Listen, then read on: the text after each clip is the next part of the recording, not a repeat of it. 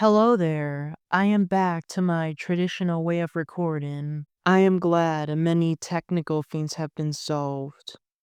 Anyways, on this rainy day where I am, or gloomy day as I should say, I decided to get back on track with recording the rest of the episodes for this year. In April of 1985, in the quiet neighborhood of Teaneck, New Jersey, the area was shaken by a discovery that would haunt its residents for decades. 74-year-old Maria Diagonale was found dead in her own home, strangled, robbed, and left behind someone she likely never expected to fear. Police determined it was a burglary gone wrong.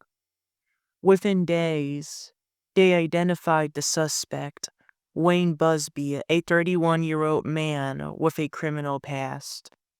When officers spotted him in Teaneck, they moved in fast. No raid, no chase, just a quick spot and arrest. On the same streets where Maria once walked home from the store. Busby was charged with murder, burglary, robbery, and a stolen property offense. Judge John Rooney denied him bond. Prosecutor Larry McClure led the chase, promising to bring Busby to justice. Busby pleaded not guilty on the other hand, and got a public defense to represent him. By March 1989, the evidence was overwhelming. Stolen items, the witnesses, the timing, all of it painted the same picture. The jury found him guilty on all charges. This jury consisted of 12 members and 2 alternates. What impressed them the most was the reports from the Bergen County Medical Examiner's office detailing her death and how she was murdered. Wayne Busby had awaited trial at the Bergen County Jail, and he has not seen freedom since. After this trial, a month later came. Judge Rooney sentenced him to 3 life terms, with a 30-year minimum before parole. Concurrent terms. The judge refused to toss the conviction nor redo the trial. Busby was sent to the Southwood State Prison and later moved to the Trenton State Prison, where he still remains to this day. Let me discuss the whole process. While at the Southwood State Prison in Bridgeton, Busby appealed his case. The following year, the Appellate Division for the Superior Court of New Jersey in Camden affirmed his convictions. The U.S. Supreme Court later refused to hear his case, and that has been the last update as of the appeal regarding the convictions. However, a year after that, the division granted him a chance to be resentenced. The case returned to the Bergen County Superior Court, where Judge John Conte in 1991 resentenced him. He received the same prison length. However, the 3 murder convictions were merged into one. There has been no other updates regarding the appeals to this day. Busby first became eligible for parole in October 2017. However, in December of that year, he was denied release for illegally sneaking credit cards while in prison and being caught with drugs. The division granted him a chance to face them again in 10 years. Therefore, his next chance to be released is scheduled for 2027.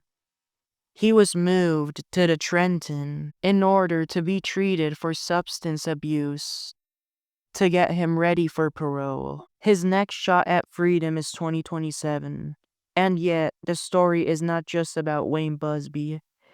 It's about what society chooses to call life and who we decide deserves a second chance.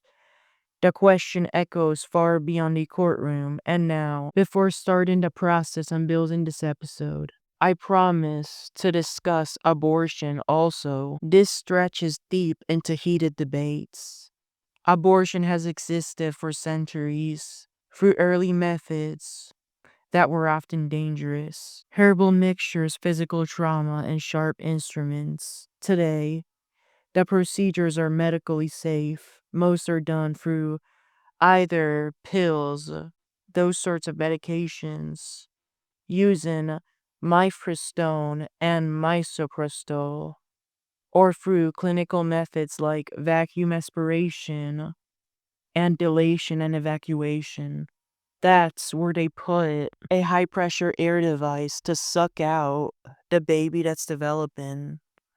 With that pressure, the baby developing normally rips up into pieces. But while the medical side evolved, the moral debate never stopped, and in a number of countries, abortion is legal, so people do it secretly. But in the countries where it's legal, especially here in America, so many people get abortions. But since it's now legalized, there is no criminal prosecution, and really, very little could be done to stop someone from getting an abortion. Pro choice advocates see it as a question of bodily autonomy, the right to decide one's own future. Pro life advocates see it as defending a life that cannot defend itself.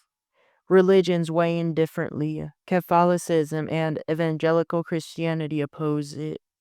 Judaism allows it when a mother's life is at risk. Islam permits it under certain conditions before ensoulment. And yet, public opinion remains divided, even as a majority of Americans support legal access in most cases. Each year, the World Health Organization estimates and announces about 73 million abortions that had taken place worldwide, about 1 million in the United States alone. The courtroom and the clinic may seem like opposite worlds, but they both deal with life, choice, and consequence. Wayne Busby his choices took a life, edit that. In the debate over abortion, the question is when and whether a life truly begins. In both stories we discussed today, the system intervened, the law, the judge, the public's opinion. But beneath it all, these stories remind us that life in every form is shaped by decisions, some we make for ourselves, and some made for us. This has been Strawberry Ink. I'm Santiago. Stay curious, stay aware, and remember, every headline hides a heartbeat.